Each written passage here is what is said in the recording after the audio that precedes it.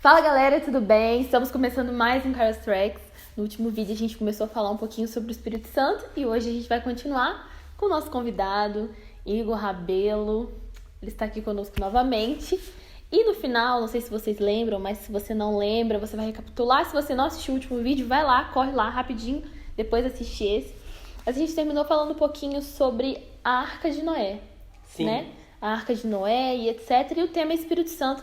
O que essa história da Arca de Noé tem a ver com o Espírito Santo? Como a gente pode juntar aí?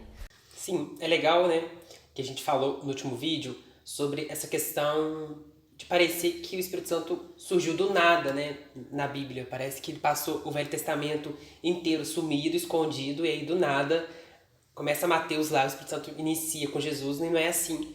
E uma boa ideia pra gente pensar como era essa relação do Espírito Santo no Velho Testamento, a gente fazer essa analogia com a Arca de Noé. Então a gente começou falando no vídeo anterior que a gente sabe da história da Arca de Noé, né? Contando bem rapidinho.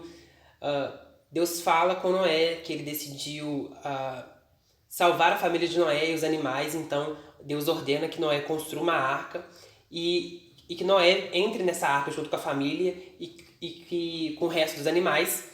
E Noé fica ali dentro com os animais durante 40 dias e 40 noites. Só que aí Noé tinha que saber a hora certa de sair da arca, a hora certa, né, o que ele tinha que fazer. Então, passados esses 40 dias e 40 noites, Noé abre uma janelinha na arca e ele solta uma pomba. Ele solta essa pomba 3 vezes, né? A primeira vez Noé solta essa pomba viaja sobre as águas, né, voa sobre as águas e volta muito rápido. Então Noé viu o seguinte, ainda tem água, não está na hora de eu parar, então a gente precisa esperar. Aí passa mais 7 dias, Noé solta essa pomba de novo. Essa pomba vai, voa sobre as águas e volta para a arca com um pedacinho, com um galinho de oliveira. Então Noé fala assim, olha, a água já está baixando porque existe o topo de uma árvore, existe um topo de uma oliveira que essa pomba parou e voltou para cá. E passado mais 7 dias, Noé solta essa pomba, a mesma pomba, e a pomba não volta mais para a arca. E isso dá pra gente fazer uma analogia muito legal com a ideia do Espírito Santo durante a história bíblica e durante o nosso tempo hoje, né? A história bíblica pode ser dividida em 3 partes, né? A parte pré-criação, a parte da criação da queda do homem e a parte da restauração feita por Jesus. Então, na época pré-criação, a Bíblia fala em Gênesis 1 que o Espírito Santo pairava sobre as águas, que o Espírito Santo de Deus pairava sobre as águas, desculpa aí, gente. Em Gênesis 1, 2, é muito explícito, você vai abrir sua Bíblia e você vai ver isso. E aí a Júlia vai colocar aqui na edição. Agora, eu amei no último vídeo, ela colocou bem. Nossa, ficou sensacional. A nossa edição é incrível, tá? Assim, desculpe Record, desculpe Globo, porque nós temos a melhor edição, tá bom? A Júlia tá rindo atrás da câmera aí, porque ela tá assistindo constrangida. Ela não é só editora, só um parênteses que ela não é só editora. Ela que organiza tudo, ela é produtora do Caras Tracks. Se você tá precisando de alguma pessoa multitarefada, é a Júlia, contrate, tá? Contadora também. Não que esteja precisando, mas... Contadora? Contadora é uma coisa meio aleatória, mas ela também é. Ela faz tudo. E chora também muito bem, se quiser também uma atriz e tudo.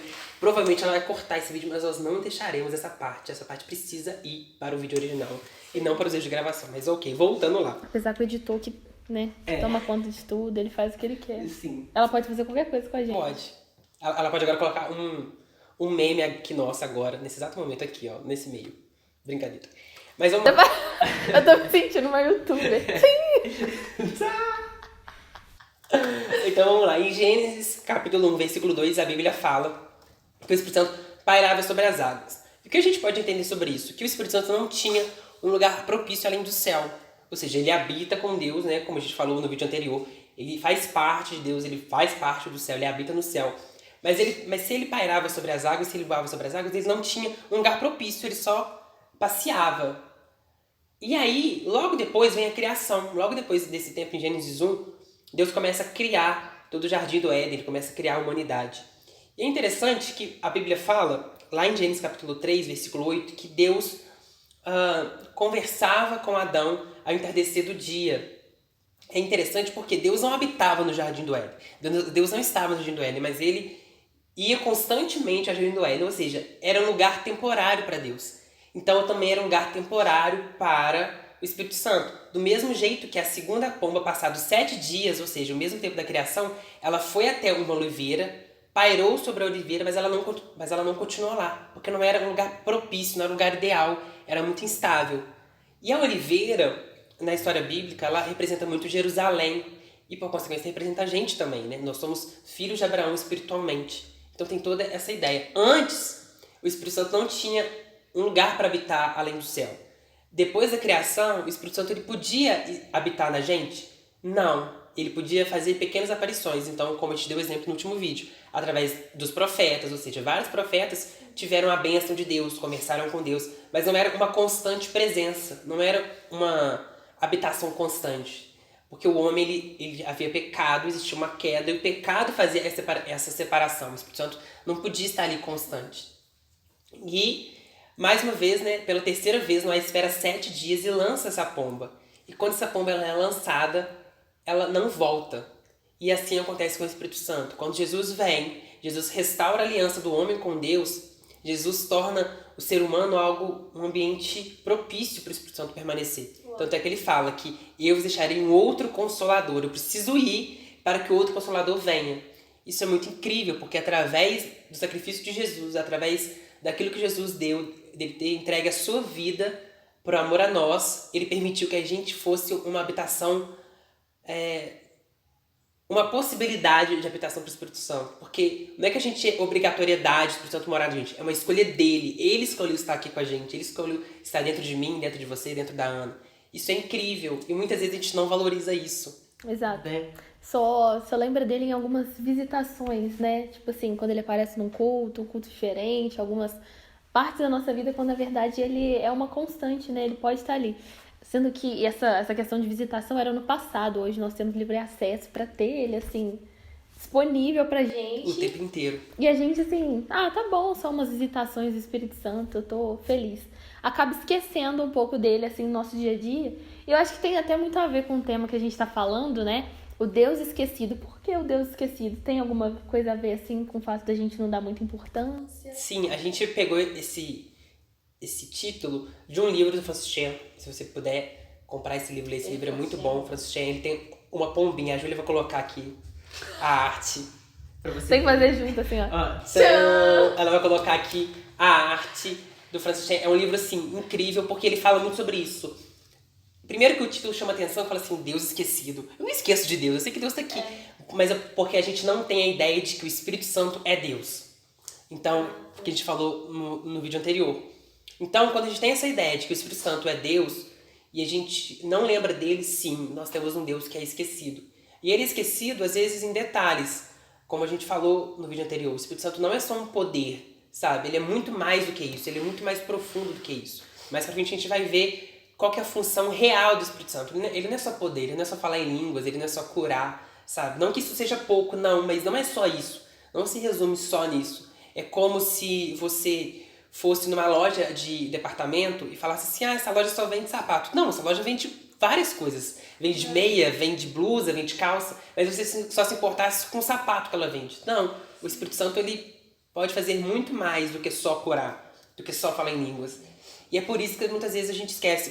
Tem uma parte do livro, logo no início, o Francis Chan ele fala que se os apóstolos visitassem a igreja hoje e vissem o que a igreja fez com o Espírito Santo, eles não iriam entender que o que nós fazemos é igreja. Eles iam entender que o que a gente faz é qualquer outra coisa, menos igreja.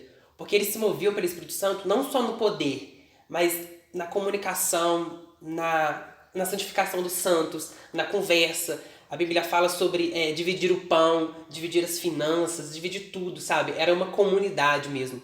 E isso só é permitido através do Espírito Santo, porque a gente sabe que a gente, como ser humano, a gente é egoísta. A gente não gosta de dividir, né? A gente não gosta de...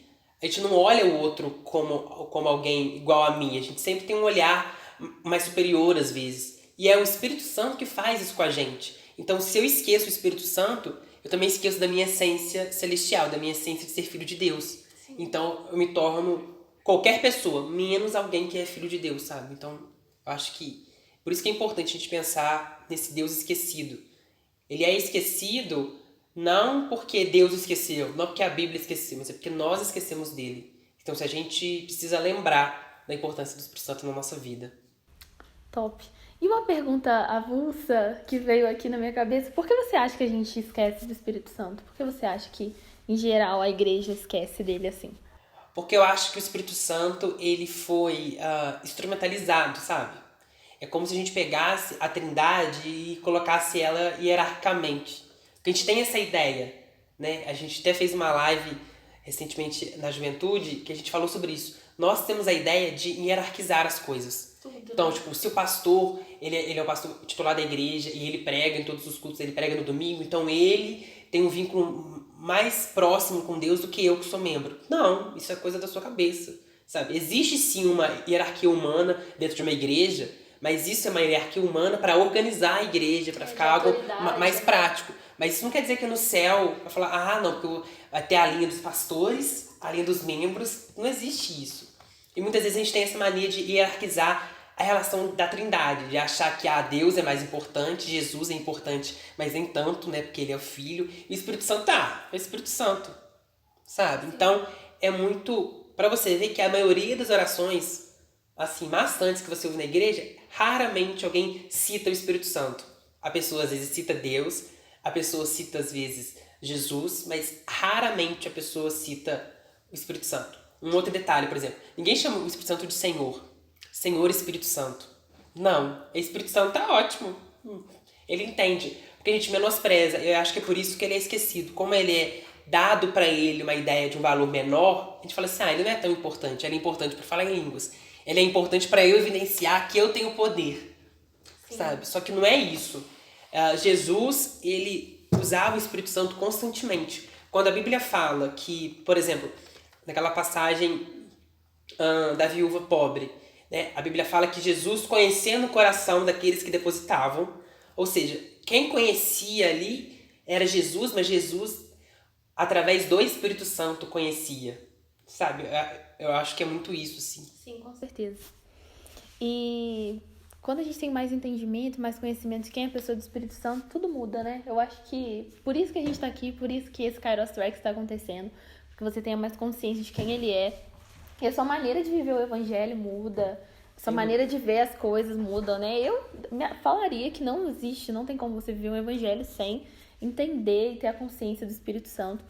Então, nós terminamos por aqui, mas no próximo vídeo a gente vai falar mais um pouquinho, que a gente tá falando do Espírito Santo, tá bom, é tanta teoria, mas o que ele tem a ver com a minha vida, como ele pode entrar na minha vida, como eu posso viver isso, se o Espírito Santo me faz viver o verdadeiro evangelho, como eu faço, eu quero muito. Então, aguarda aí que no próximo vídeo a gente vai continuar, beleza? Um beijo. Tchau, galera. Agora o Momento Blogueira. Se inscreva no canal, deixe seu like e tchauzinho, gente. Compartilhe com os amigos também. Compartilha, isso aí. Tchauzinho, até o próximo vídeo.